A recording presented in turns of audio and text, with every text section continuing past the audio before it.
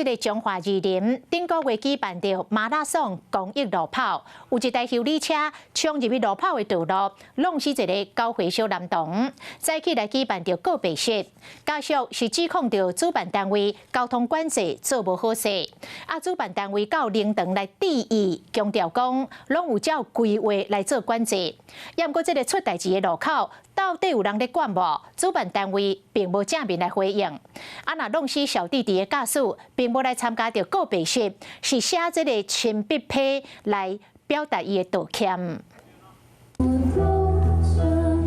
伫咧告别式，查甫囡仔妈妈艰苦甲站袂条，蓝亲友口角目睭真肿。伫咧现场留互后生上尾一封批，写讲阮需要1点仔时间来放袂记你伤痛。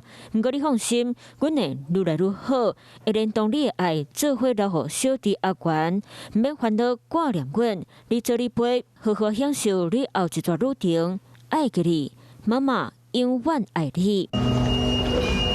9岁查甫囡仔顶个月24号和爸爸参加公益马拉松走标比赛，却经过旅行车弄死。家属指控走标迄天无做好交管的主办单位8入乌，创办人亲身到灵堂念香，强调活动迄天拢有照规划伫咧做交通管制。都有依照相关计划的规定来做安排、做交管。那相关的资料，我们已经提供给警方。那出代志的路口，到底敢有人伫咧做交通管制？创办人无正面回应。那弄死查甫囡仔的50岁家属无来念香，跟人写批来回息咧。内容写着因为一时4甲7塞车弄着你，互你失去宝贵性命。本人对你和你的爸爸妈妈、处理的人感觉真歹势，佮亏欠，希望你会当谅解怪过失。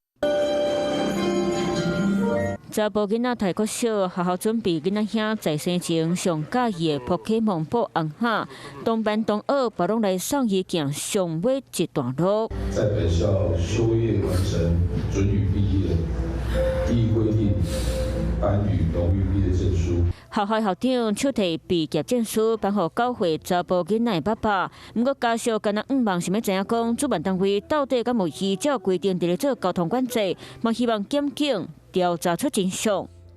Hello， 大家好，我是林文。想要抢先掌握最及时的新闻资讯吗？赶快订阅、按赞、开启小铃铛，锁定华视新闻的 YouTube 频道。